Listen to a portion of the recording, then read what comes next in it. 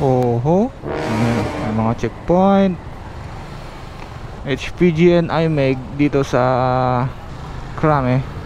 Okay, papacheck tayo. Surprise to ah.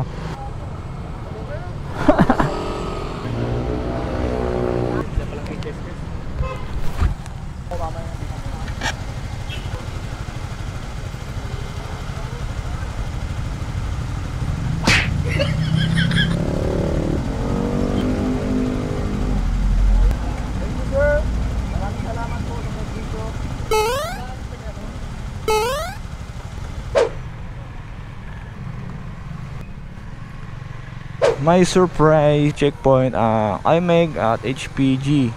Checkpoint para sa mga uniform personnel, mga NUP na pumapasok sa kampo. Kasi tinitignan nila yan yung mga gumagamit ng mga evidence vehicle or yung mga impounded vehicle na tinatawag, para meron man na makita sila na gumagamit ng mga impounded vehicle ay meron silang kalalagyan sa IMEG. Kasi yun ang isa sa pinagbabawal ng PNP, yung gumamit ka or gamitin yung mga evidence vehicle, impounded vehicle, recovered vehicle.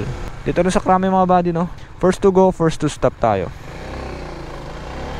Yan.